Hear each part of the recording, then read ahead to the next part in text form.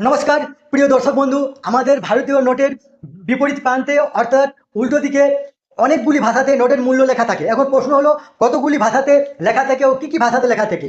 আমাদের ভারতবর্ষের বিভিন্ন রাজ্যের যে অফিসিয়াল ভাষা সেই অফিসিয়াল ভাষা আপনার 23টি এবং আনঅফিসিয়াল ভাষা অনেকগুলি এবং অনেকগুলি ভাষা আছে যেগুলি কিন্তু সার্ভে হয়নি। তাহলে দেখুন এখানে একটা 500 টাকার নোট, এই 500 টাকার নোটে আপনার 1 2 3 4 5 6 7 8 9 10 11 12 13 14 15টি ভাষাতে লেখা আছে।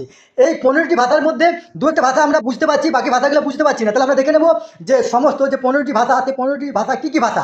রিজার্ভ ব্যাঙ্ক অফ ইন্ডিয়া একটি লিস্ট দিয়েছে, সেই লিস্টে সেই 15টি ভাষার নাম দেওয়া হয়েছে। দেখুন দেখুন এখানে দোহ টোকা আসামিজ ভাষা, 10 টাকা বেঙ্গলি, গুজরাটি, কানাডা, কাশ্মীরি, কনকানি, মালায়ালাম, মারাঠি, নেপালি, উড়িয়া, পাঞ্জাবি, সংস্কৃত, তামিল, তেলেগু, উর্দু, এই 15টি ভাষা এইখানে এই নোটেতে স্থান পেয়েছে। এই ধরনের গুরুত্বপূর্ণ ভিডিও পেতে আপনারা অবশ্যই আমার চ্যানেলটি সাবস্ক্রাইব করবেন এবং ভিডিওর সাথে লাইক কমেন্ট শেয়ার করবেন। ধন্যবাদ।